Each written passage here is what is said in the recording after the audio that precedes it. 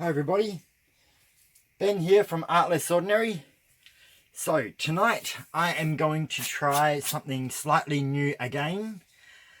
If you've been with me a while, you realise that I like combining different pours to kind of do something a little bit different. I just like having fun. That's what to me art is all about, is just enjoying myself. I'm no professional, I'm doing it for the love of it. So I'm using marte brand paints again. So I'm going to do a combination of a cloud pour and a kiss pour at the same time. So virtually a kissing cloud pour. So I have a little bit of dust fell on my canvas.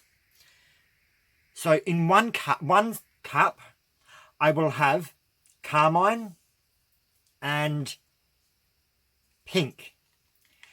These are 22 grams paint and 45 grams floetrol. So Australian floetrol. So they're 2 to 1. And that will be mixed with my white, which is 30 grams paint, 90 grams floetrol, and 15 grams decoart Americana decor satin enamel in pure white. So this should give me the clouds.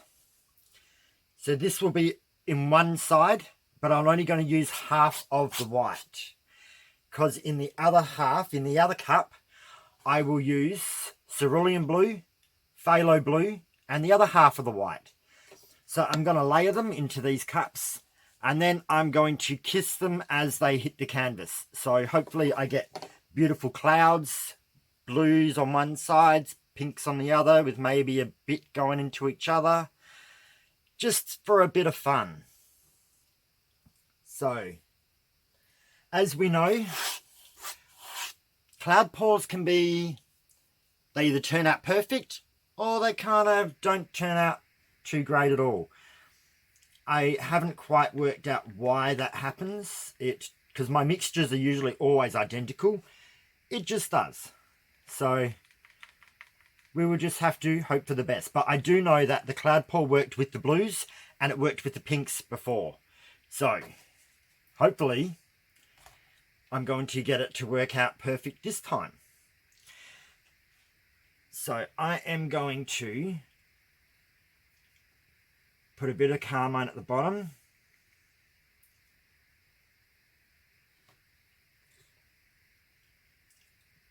Bit of white. And these paints were all mixed up quite recently. A bit of pink.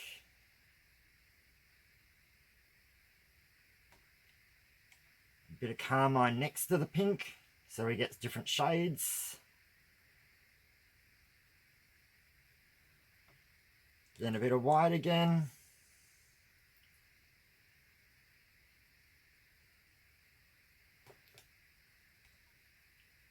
And we're just going to layer the cup like this.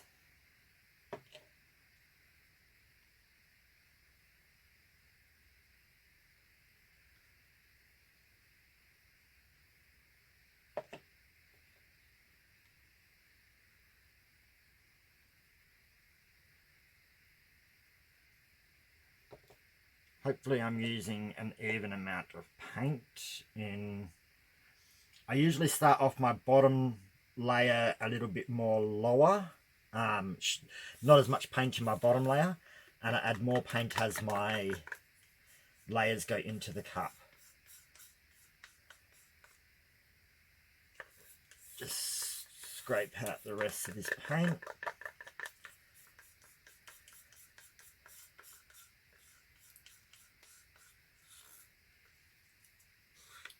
So I decided to use these colours because I know these colours worked with a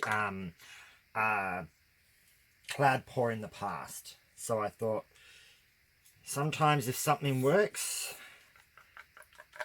especially if you're trying a slightly different technique, I might as well go with paints I know worked in the cloud pour, so then I can see whether this technique works out good or bad, or whichever way. That's the fun part about experimenting.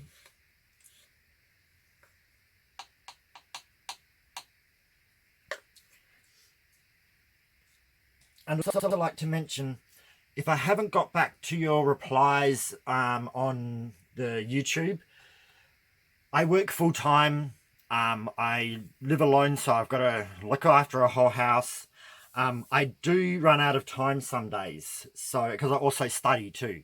So I will get to reply to everybody, just not always as immediate as I would like, but I will get there. So don't think I'm ignoring you. I'm just got to fit everything in, doing a pour, going to work. Some days I'm exhausted and I need to come home and just have a rest. Then I've also got to cook dinner and, you know, all the normal household things that we all have. Plus I study, so that's another extra thing as well. So I will get back to yous.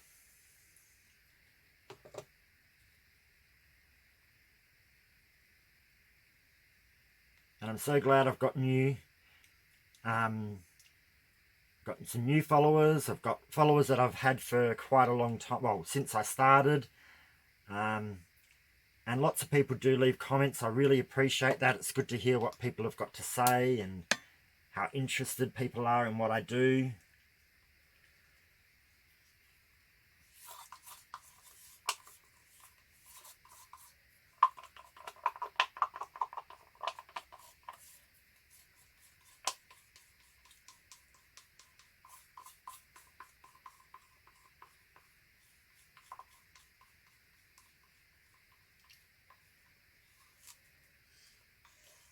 So I don't use a lot of the satin enamel paint. In this whole cup of white, there was only like 15 grams of satin enamel. So it does actually go quite a long way.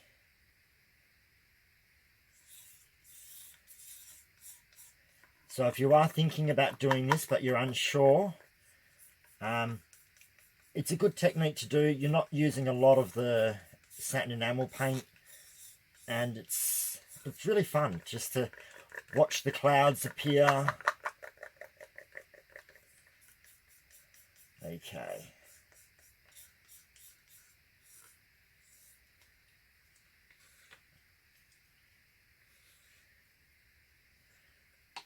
Sorry if this is taking time, everyone. I like to show everybody the whole process.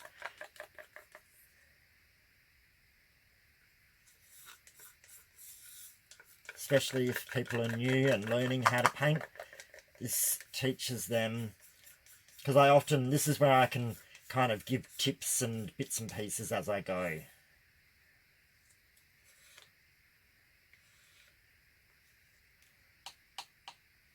Okay, so I'm putting this away so you can see what type of paint this is.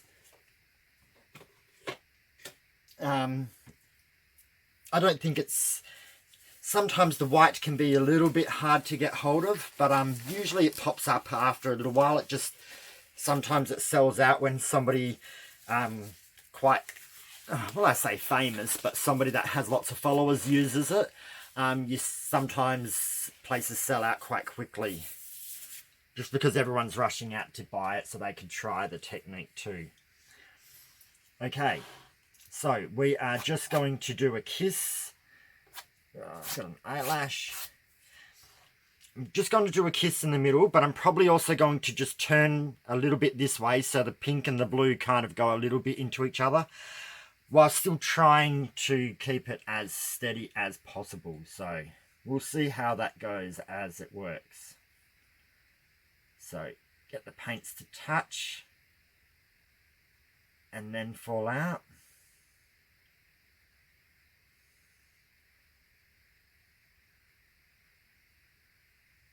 And then I'm just going to try to tilt my body.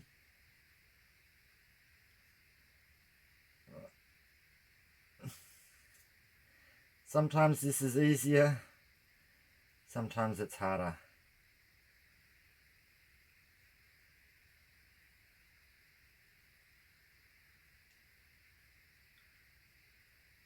trying to do it as even as possible.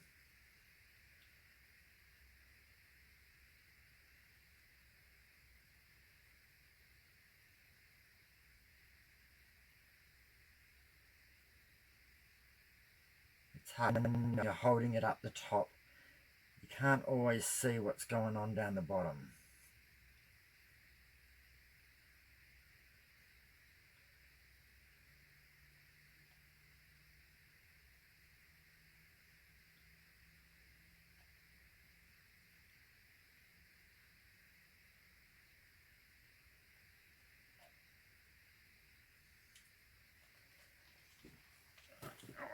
I'm going to have to get a bit lower to do it so I can see what's happening.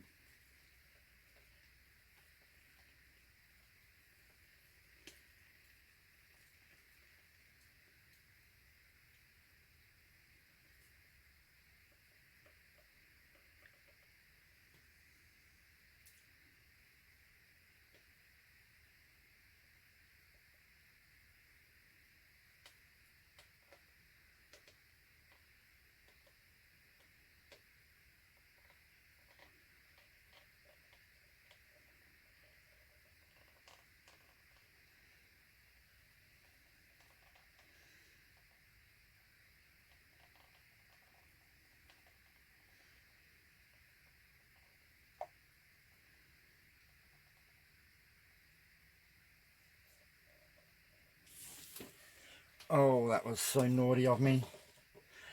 I got a drip. Oh well. And I also put the end of my cup in the canvas. Oh. Sometimes it can be a little bit challenging watching everything happen at once when you got a cup in each hand, and yeah, can be a lot going on. Okay. Going to give a quick torch to get rid of some air bubbles. Just quickly go over the surface. Don't keep your torch in one spot. You just want to pop bubbles. Okay?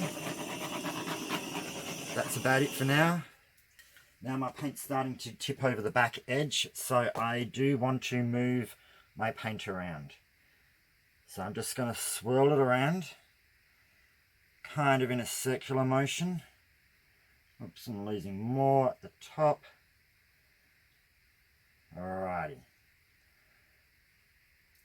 So now I think I'm going to go over this bottom pink corner first. So just going to tip it over, come back.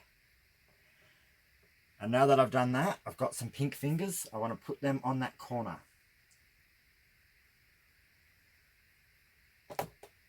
Now let's go to this opposite corner. Move it up slowly once it looks like it's getting there. Kind of tip it over, come back.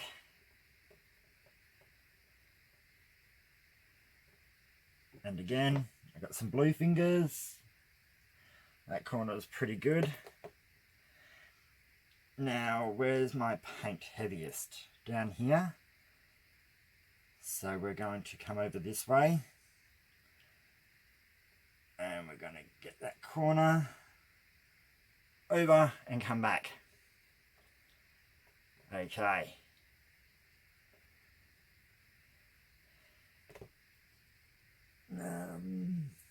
Just a little dab on that bottom bit.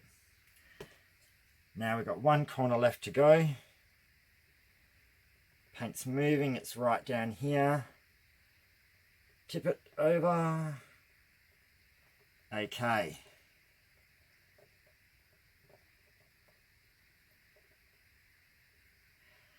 Now I just want to dab a bit of, oh no, I didn't need to, that's got enough paint. So I feel I should move this paint this way. Got a lot of pink over here, and I kind of want some of that blue to stretch over this way.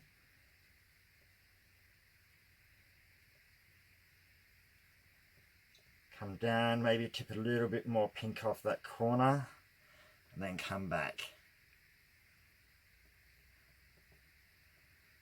I felt like this corner had a little bit too much pink in it. Okay.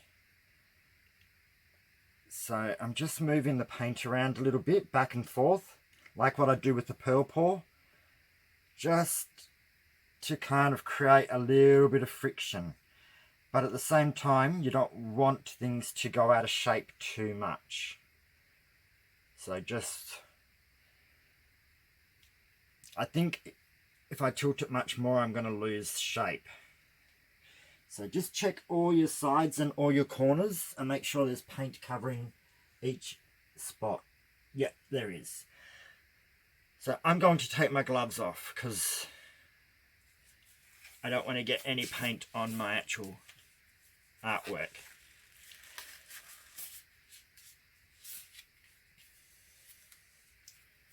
Okay. So a lot of the pink went a bit lighter. I've only got a little bit of carmine left in there, but it's same with the blue. I've only got a bit of phthalo blue in the center there, not a lot elsewhere, because it kind of mixes with the white and mixes with the other blue and the other pink. So we're just giving a quick torch,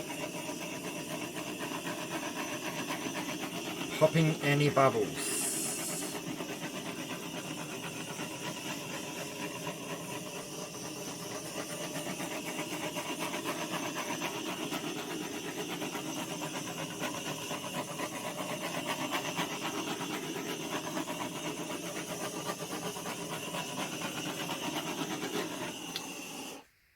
Alrighty, so I think now it's just a waiting game to see whether these clouds develop into anything else or not. As you can see, they've kind of got nice little bubble edges, which is what the satin enamel does. Kind of gives you, instead of hard line points, it kind of gives you nice curled bubble edges, as I call them. It's not overly cloudy, but you can definitely see that there's clouds in it. So what I am going to do is I'm going to pause it and let the paint do its thing. So often with these pearl pours and cloud pours, you have to give it a bit of time for it to settle into its shape. So while I'm off camera, I'm going to scrape the paint off the edges at the bottom like I normally do, and just let it settle in, and then I'll come back in about 10 minutes time and we'll see what's happened. Alright, just pausing it. Okay, I'm back. So, I like it. I'm pretty sure that these clouds have formed more in this along here. Outer edges probably haven't changed a lot. There wasn't a lot of clouds in them anyway. They're kind of more just where the two paints have intermingled and made lines, which is pretty cool. But I love this cloudy area throughout the middle. So you've got the blue side kind of swirling in and the pink side swirling in, kind of meeting each other in this area. And this area, they've kind of got their little yin-yang shaped going on. I love it. I'm really, really happy. The clouds, sorry, I'm wobbling my table. The clouds that have formed through this whole area here have become really cool. Nice rounded edges. There's white, but the colours have also kind of intermingled with it. Got a nice solid carmine through the centre, a solid phthalo blue over here, and there's more phthalo blue running through in little lines, and carmine coming through in this section. So this is pretty cool. Different. Cloud pours are kind of strange. You don't really always know what you're going to get until it's actually on the canvas and starting to do what it wants to do. Yeah, they're kind of got their own little unique way of just performing how they want to. This may still develop in the next 20 minutes. These pearls or clouds, whatever you want to call them, may develop more. I don't think it's going to change a lot. I'm not getting a lot of runoff off the sides. Just check each side, because if one side is running off more than the other, the canvas will tilt that direction. So, from scraping each side, it looks like the end closest to you, so for me it's the back end. That end there looks like it's losing a tiny bit more paint than the other three sides. But I don't think it's going to change a lot because it's not dripping. It's just slightly losing a bit of paint. But these clouds are going to develop probably a little bit more. I wouldn't say too much more, but that's absolutely fine. Happy with it how it is. So I'm going to bring you in for a close-up. All right, so there we go. So this is a cloud kiss pour, or kiss cloud pour, whichever we want to call it. But yeah, loving the colours intermingling. Like it how you've got a blue patch, a pink patch, and how the colours just kind of want to bleed in together. And there's a bit of pink on the blue side, a bit of blue on the pink side. Let's come and have a look at some of these cloudy areas. Look how cool they look.